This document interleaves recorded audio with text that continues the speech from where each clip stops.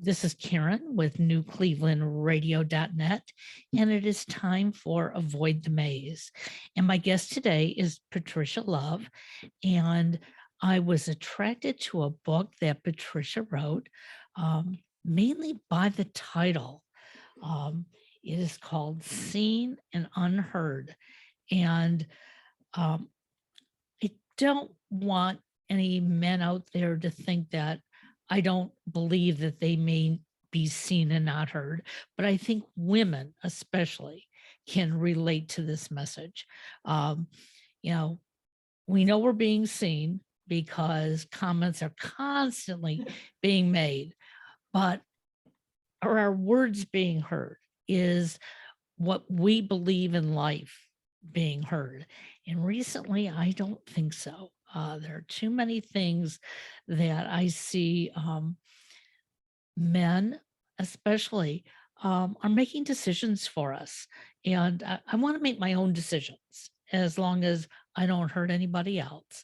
So I'm welcoming Patricia today, and hopefully I got the book right, because if not, wow, I just rattled on for no good reason. Well, you did. You did great. Well, thank you. So, Patricia, many of us women today are really trying to find our voice. Yes. And that's not an expression that would have been used even 20 years ago. We may have been told to express ourselves, but typically expressing ourselves was more in our outer appearance, more than it was, in the things that came out between our lips. And I was just on another podcast this morning, and one of the things I said was that when I was in corporate America, I had all these great ideas. I really thought, I'm going to go into the boardroom and I'm going to tell you what I believe. And then I'd get into the boardroom and I was intimidated. And Yes. wow, I would walk out and almost be in tears, because it's like, why didn't I say what I wanted to say? But I sort of had a feeling that I wouldn't be heard. Exactly. And you probably wouldn't have been. I mean, that's the saddest part of this whole is that, we've been programmed to actually feel that way. And actually, and unfortunate for men, I feel bad for them in a lot of ways. They were programmed the same way, except they were programmed to not address us or kind of dismiss us, because that's just what they grew up learning. It's just like what we learn what we live. Yep. And so it's really important that when, in some ways, in a lot of ways, actually, that we bring men into this conversation, because without them, things don't change. So I'm really, I actually have had a lot of men read my book, and they really see and understand, and they want to be part of the change. There's a lot of men that want to be part of that change. Absolutely. Where they want equality for women, because it's been so long. And I know that some ways we've come a long ways, but in so many other ways we haven't, which is kind of surprising, because I was one of those girls that was bringed abroad, 1960s. So. Well, and what's interesting is that I thought change was really happening. Okay. Yeah. And I walked around with blinders on. I didn't realize how much wasn't changing. And when I started podcasting, that's when I realized how much has not changed, how we are still being controlled. People want to tell us what we should wear, how we should wear it, what our podcast should be about. I remember, and this probably was about 2 or 3 years ago, I had come out of the gym and I was sitting in my car and I did a Facebook Live. Now, as I just said, I had come out of the gym. My hair was a mess. I had no makeup on. I really looked rattled, but I was just trying to be me. And I had a cousin who I hadn't talked to in a while, who happened to see it. And she commented, I think you should have combed your hair. And my first reaction was, well, how dare you? I haven't Yeah. talked to you in years. And that's the first thing you're going to say. Yeah. Um, and then I went back and looked at it, and it was like, okay, yeah. But the first thing I said on there was, I just walked out of the gym.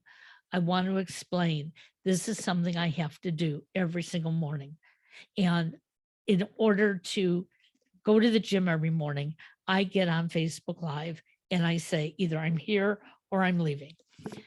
So as I heard that, I thought, so doesn't she realize that my hair is not going to be perfect? Well, and that's the misconception is and that we've been brought up as women, living in a man's world. I mean, let's face it. I mean, in most cases, growing up where the imaging is all about being perfect for women. It's all about the shape. It's all about the hair. It's all about the lipstick. It's all about everything. And we're just been programmed. So everybody thinks that, well, God, you better comb your hair because you just don't look right. You just don't look good. But, that's because there's been so much programming over the years, and there's been so many men CEOs, because unfortunately, not only people are seeing their eyes through men, but even ourselves have seen the eyes through men. We're seeing ourselves how they see us, when in reality, we just need to get more women, more CEOs, more podcasters like yourself, to step up and say, you know what, this is me. I'm successful and I can be the way I want to be. And I'm going to create my own imaging. But it's hard. It's a hard breakthrough. It is. And, I thought we'd be a lot farther along than we are too. And I get shocked that even when I coach women who are in their 30s and 40s at times, that they still have that perception. Look at social media with all the filters. Everybody's got to be filtered today, to look good, because you don't want to, you want to look, ugly, for crying out loud. But why not just be who you are? But I think we have a long ways to go. And the question I always ask is, who determines what ugly is? A lot of times it's ourselves, okay? It is ourselves. We have to just make that decision. Yeah. Exactly. This past weekend, my husband and I caught a cold. He got it on Saturday. By yesterday, I wasn't feeling well. And about 3 o'clock in the afternoon, I went into the bathroom and I glanced into the mirror and I started laughing because I had bed hair all over the place. And I was still wearing, my pajamas from the night before. It was like, I'm not going anywhere. Who cares? But I looked in the mirror and my first reaction was, oh, God, I really look lousy. And I was going to fix myself up. And I thought, why? If I do that, my husband's going to assume I feel better. Okay. And then he's going to be asking me to do more for him. And so I walked back into the bedroom and I said, oh, I'm really not feeling good. He goes, yeah, honey, I noticed. Why don't you lie down? And I thought, no, we do this to ourselves. We do. We do it to ourselves. And I catch myself, one of the things that I've done over the years, and I still do now, is put lipstick on. Now, I did it way back in the day because I was wearing a mask and I didn't even really realize I was wearing this mask, but you're kind of covering up who you really are. Right. And, but I finally acknowledged the reason that I was doing. And then I started wearing it because I wanted to, and because it made me feel more confident to believe, because there's always something, right, that out there, like a shirt or a color or a pair of glasses or something, or the way you wear your hair sometimes, it just makes you feel good. Absolutely. And for me, it was lipstick. Now, as I get older, there's women out there that are constantly saying, well, you're at that age, you really shouldn't be wearing that bright red lipstick. And I'm like, yeah, but it makes me feel good. Maybe it doesn't make you feel good, but it makes me feel good. So that's, getting the confidence to, instead of wearing it because I want to look good, I'm wearing it because it makes me feel good. So if you're doing it for the right reasons, it's all good. I have always made it a habit to get up and comb my hair, take a shower, whatever, because when I show up looking with lipstick or just with a shower even, I get more done and I don't even see anybody. So Right. it's not for anybody. Yeah. It's just for myself. Because when I do walk by that mirror, sometimes when I kind of will go, oh, maybe you should have taken a shower. You know? But it's not, it's for different reasons now. And that's what I like to get across is if women should be able to choose what they want to do, but they're not doing it to make somebody else happy. You're doing it to make yourself happy. And that's the key here. And again, getting men on board, or, having them understand what we're trying to do, because we still have a long road ahead, and it's sad. And I probably in my lifetime, I won't see the equality that I'd like to see. But I'm hoping. I have hope. I always have faith.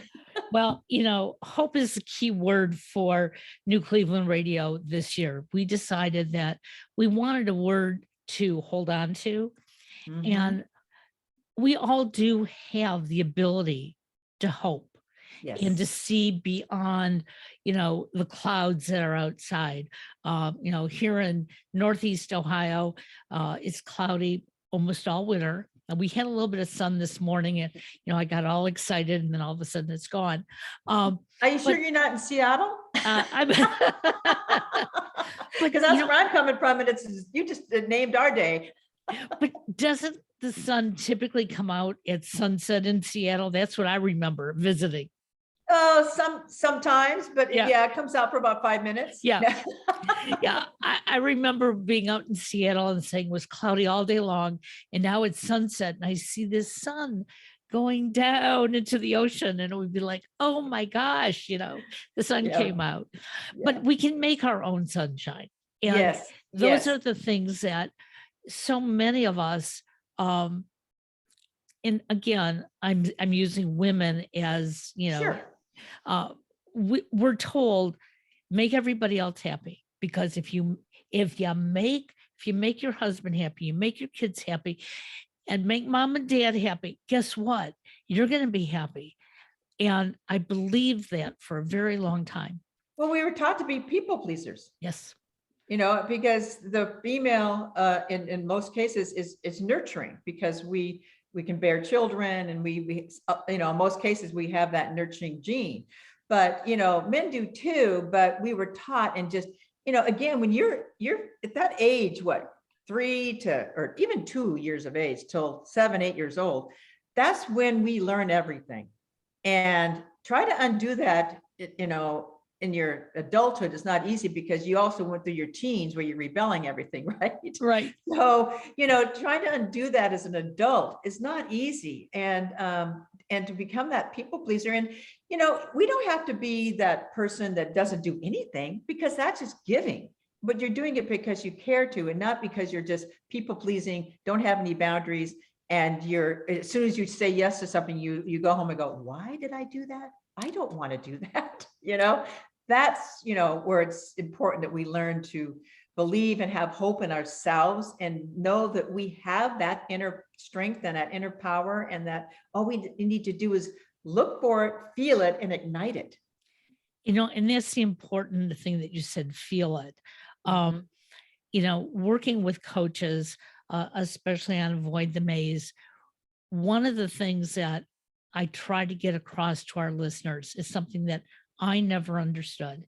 And it is the feeling. Okay. Where do you feel it? When you're pleasing somebody, are you getting a migraine? Because I was trying to please everybody, and I was ending up making myself sick. And That's what yet, happens. everybody was saying, oh, thank you, thank you, thank you. And I'm going, and when's it my turn? Exactly. And now when I do things, it's differently. Okay. It's not on demand. If I feel that I can do it, I will do it. And one example was last night. My son was so nice. He said to us, what do you guys want for dinner? Now, he was sick all last week, so he's just getting over this. And he said, what do you guys want for dinner? And I said, I don't care. I'm just not making anything.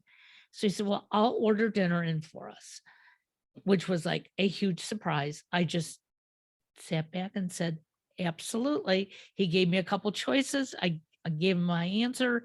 He ordered. But in the past, even probably a week ago, if he would have done that, I probably would have said, Oh, no, you know what? If you guys really just want pancakes for dinner, instead of ordering them, I'll make them. And I would have stood there making them, getting very, very angry. Yeah. But there was something about yesterday not feeling well and little things going through my brain. You know what? You deserve this. It's okay. Yeah, and you have to remind yourself regularly that we deserve this. Because it's so easy to fall back into that habit. Like you said, even last week, you would have maybe made pancakes for them or whatever. But it's a trigger within us that because we grew up that way with people pleasers, and even taking compliments. Somebody said to me, they made a compliment to me, and I can't remember exactly what the compliment is, but it was something very nice about my appearance or something about something, which of course, as women, we go, oh, I didn't comb my hair today, or I'm not feeling it. My hair's like a mess. And how can you say that? And it was a man actually. And he turns to me and he says, just say thank you. And at that moment, I'm like, oh my God, just say thank you. Don't make excuses to why you need to feel good about yourself. Somebody made a compliment or somebody's doing something for you, and that's really stuck with me. And again, it's kind of all about what you're saying is that we are so used to people pleasing and not taking compliments and just, it's always about everybody else, and that we're Absolutely. not good enough and our self-worth. So it's so important to really sit in those feelings and know and understand. And I sat in that feeling of what he said, say thank you. And I felt that feeling of how that felt when I just said, okay, thank you. It felt good. Yeah, absolutely. And so it's important to sit in your good feelings, but it's also important to sit in your negative feelings, because one of the things that a lot of women are good at, I know I is compartmentalizing. We have so many things to do that instead of really, accessing our feelings and understanding it, we compartmentalize and say, I'll deal with it later. And those feelings end up usually just growing and growing and growing. I used to call it my suitcase. And that suitcase, I would stuff my feelings away in my suitcase. And eventually those feelings will burst, because that suitcase will burst, right? And if they're not addressed. So it's really important, because I know that's what happened to me at 56. My suitcase bursted because I just never acknowledged. I just, it was taught to be strong and suck it up, like a lot of women. Don't show emotions all the time. You're too emotional, especially if you're in a man's world. Don't be so emotional. And you stick those feelings away, they burst at some point. So it's important to sit in your feelings, good or bad. And it's interesting because my husband used to say to me, if something's upsetting you, tell me now, okay? Don't pack it away and throw it at me 6 months from now or a year from now. But that's what I would do. I sucked it up. Okay. He'd say, are you mad? I'd say, no. Okay. And then it would come to a head. And like you said, it just tumbled out. And what he said to me one day was, I believe all that, but I can't feel it because it happened in the past. It's not happening now. So you're telling me, the day I left you without any gas in your car, and I didn't put the laundry away and whatever. He said, but that's not now. I can't tangibly see it and relate to it. And I remember standing there as I was throwing all this at him, and I stopped and I said, I never thought of that. Yeah. It's like, yeah, like, I started thinking, am I making all this up? And that's when he said, I need you from this point forward. He said, now I may not like it, but that's okay. Mm-hmm. And that was a great conversation that we had. He gave you permission, which you needed to give permission to yourself that it's Right. okay too. Exactly. So that's great. You have a spouse or significant other that really can chat with you and talk to you and help bring that stuff up, because a lot of women, they compartmentalize it, they put it in that suitcase, and then it comes out in different ways at different times when it's like, where did that come? You know how sometimes it's like, where did that come from? And you're angry, but you don't even sometimes know what you're angry about. Right. And because it was such a thing, and you can't even remember it because now you're going, well, I don't know, but you just pissed me off. You know? So it's amazing if we can just, what I tried to do and what I tried to do with this book was really ignite and help empower women to stop being silenced within, to actually build their confidence in through knowing their worth and being proud of who they are, which is really, a lot of it is acknowledging who you are and your feelings. Because I know what, like I mentioned before, I dealt with a lot of my own dark and silenced voice as a young child. And eventually, it starts to be tricks on your mind and affects your mental state over the years.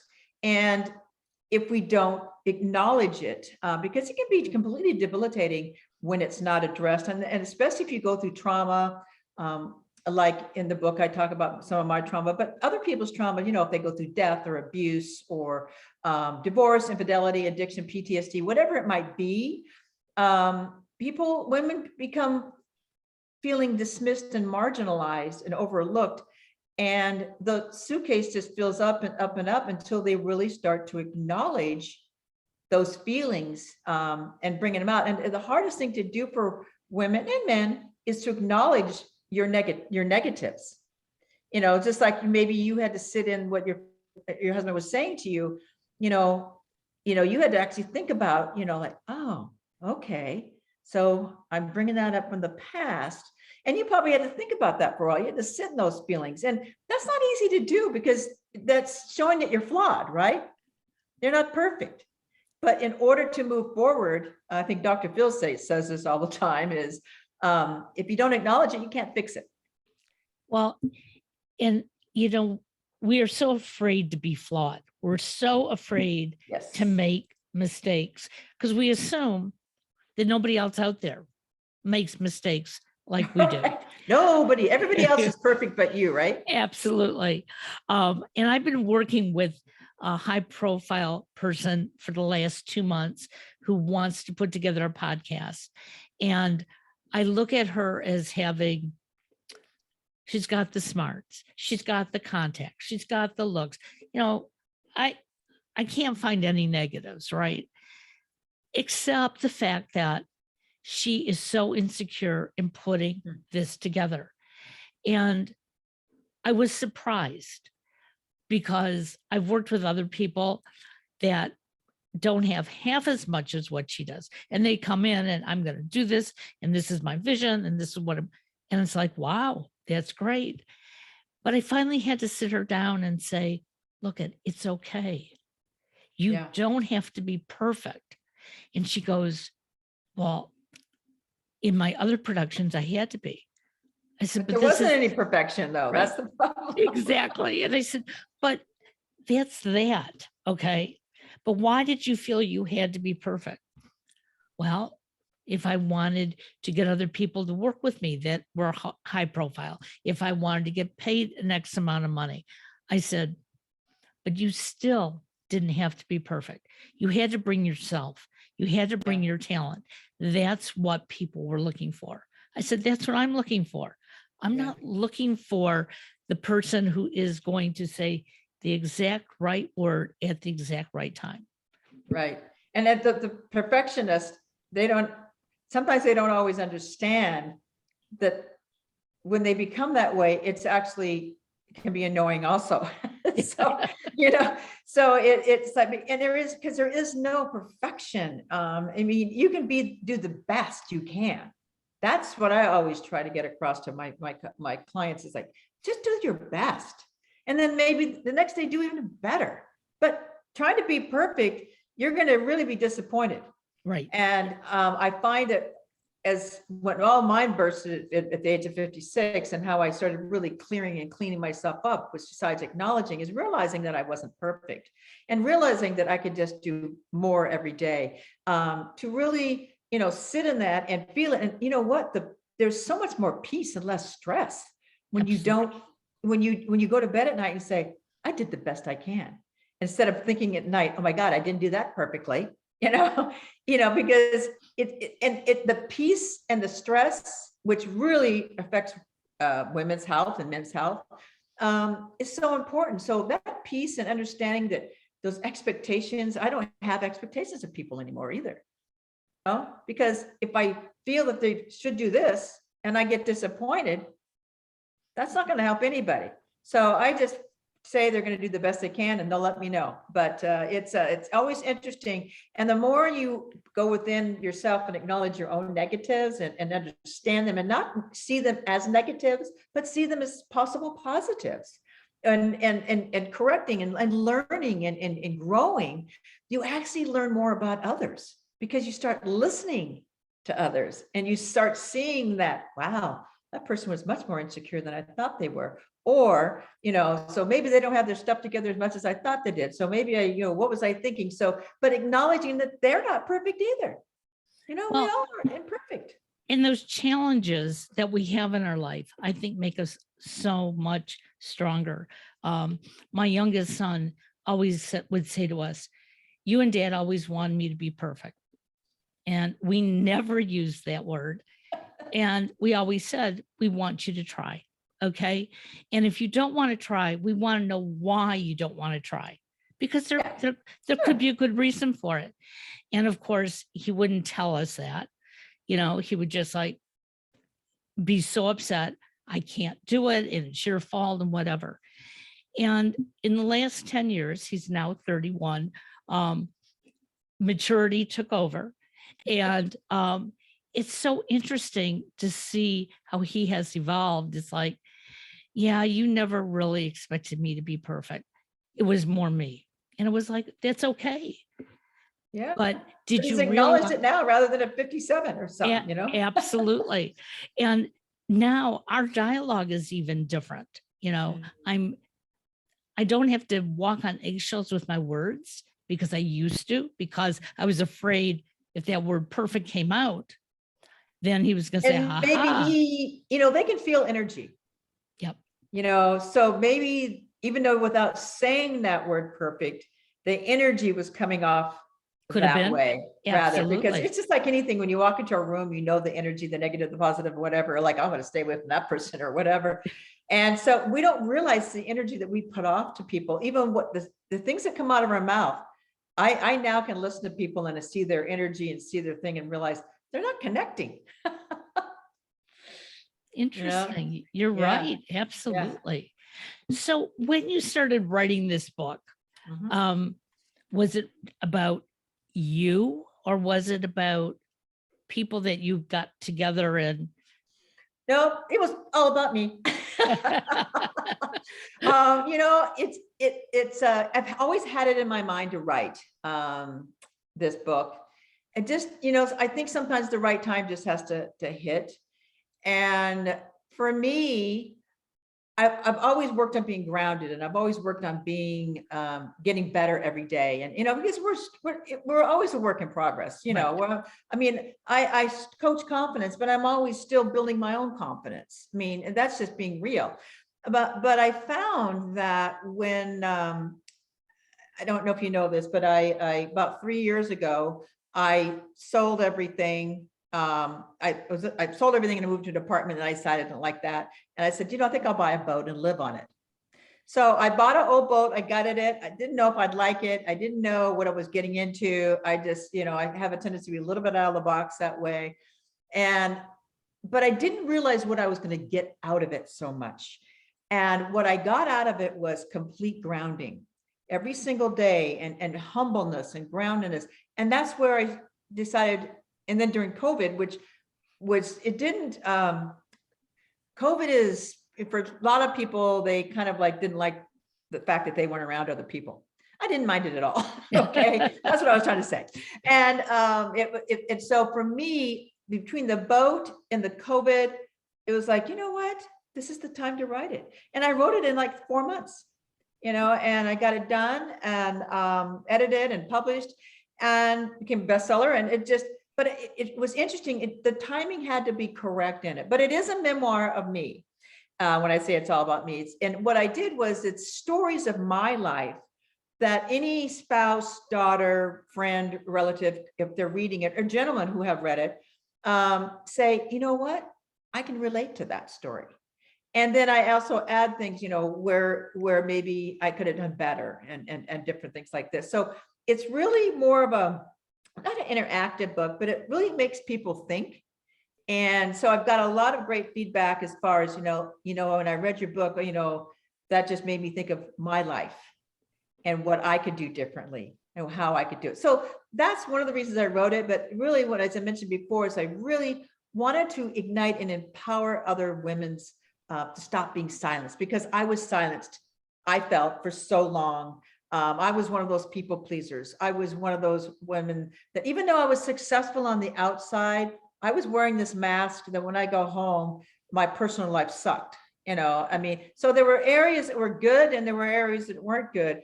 But I was also on a hamster wheel that was a constant roller coaster, constantly making lots of money, spending lots of money, making lots of money, highs and lows all the time. And for me, it was getting off that roller coaster and, still wanting and needing to make money, because you have to make money in this life, but doing it in a different way and a different feeling and a different understanding of growth, and learning about who I was and acknowledging everything that maybe I wasn't so perfect at, okay? And being okay with that. And also forgiving people, because there's a forgiveness. If people don't forgive people, which I talk about in the book too, is they hold on to this really negative energy. And even though I had a great mindset overall, I still needed to grow better and do a better mindset. And then I needed accountability, and I had to be accountable to myself, because you can't always account on everybody else to help you. They got their own lives, right? Right. Exactly. And, so I had to learn to be, okay, well, just celebrate your own stuff. And then persevering, which is what a lot of people always ask me about. How do you keep going and keep doing and growing and not falling back into those bad habits that you had?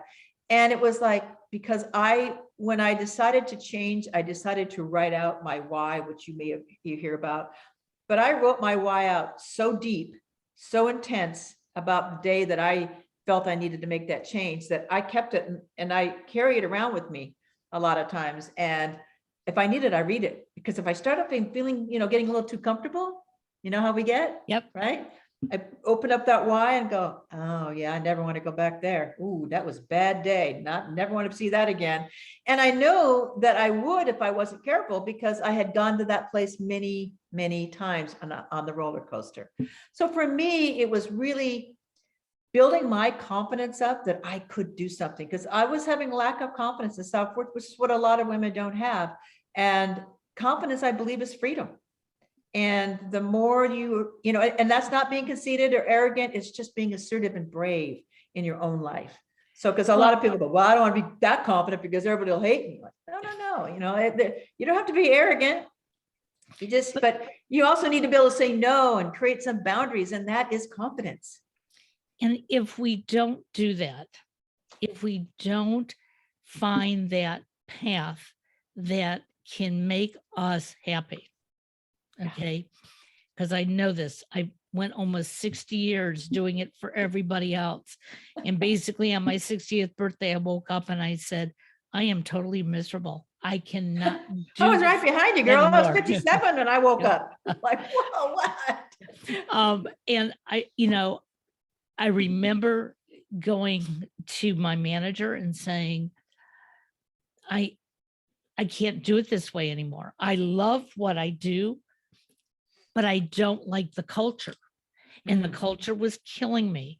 And because I loved what I did, I thought if I put in more time, more hours, I'd be happy. Yeah. Because I was doing what I liked.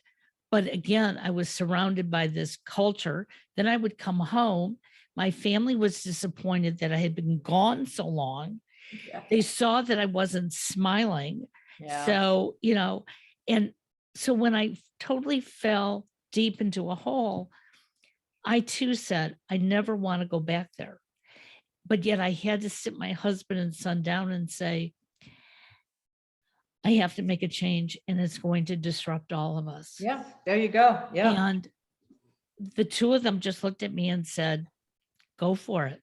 Oh, And what I a said, beautiful, you have a beautiful partnership and I was they're lucky. willing. I am Yeah. very, very lucky, because I know other people that would have said the same thing. I was the main breadwinner at the time. And I'm Yeah. saying, I can't go back. I can't. And at 60, I didn't know who would hire me. You know, That's always the problem, yeah, right? It's like, oh right. dear. You know, if I So we're had, trying to make change, but I don't think we made it totally yet. but I Well, will the tell, age is I will tell our listeners that when I stopped thinking about who would hire me, I started looking to do work that I liked. And I found a company that saw something I wrote, asked me to be their blogger. And it was like, wow, I wasn't even looking for that. Yeah. But they saw something because now I was writing and doing what I But felt. your energy comfortable. was in the right space. Exactly. You know, you weren't resisting anymore. You were just allowing it to come in and just saying, you know, so, and sometimes we don't always know what it's going to be or where we're going to go. But if you are open and allow that to just sometimes happen, but always doing and feeling that whatever you do, you want to do what you love. Exactly. You know, and that's the key. And I know that sounds so cliche to a lot of people because, well, do what you love and the money will come or whatever you want to do. But it's so true, because why do you want to get up every day and be unhappy? Because you got to go do something you don't, you like it, but there's something about it you don't like. But if you can do something you love every day, enjoy it, you know, there's not going to be, nothing's perfect, right? So even in the things that we love to do, there's always certain things we don't like, the paperwork or this or that. But that's part of life and growing. You know, you can always hire out if you need to. That's right. You know, when you get to that point, right?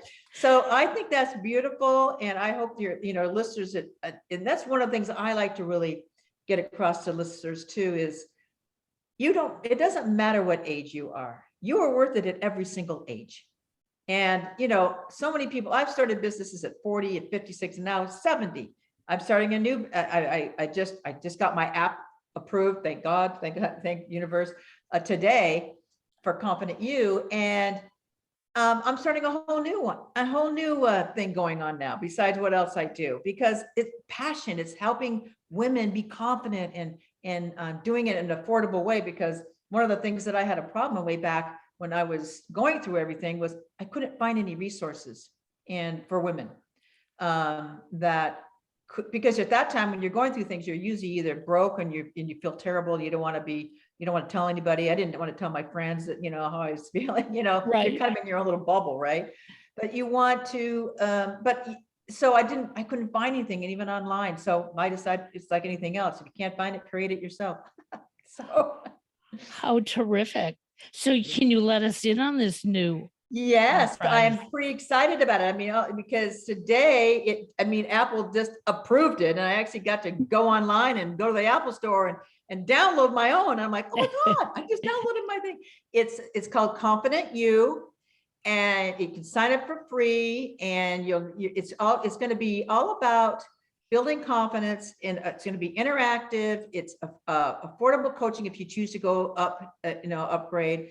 But you're going to learn a lot just from going into the free stuff. But I'm hoping I will be over delivering and building more out every single day, because I want it to be the biggest coaching app out there in the world for women to succeed and to feel good about themselves and self-worth.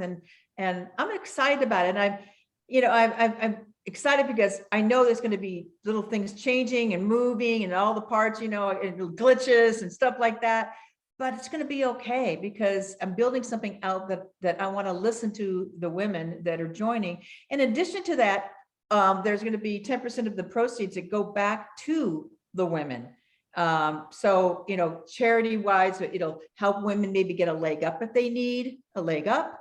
If they can't join for a few, $37 a month, if they decide to upgrade, they can't do that. They'll be for those kinds of people that, so that everybody has an opportunity.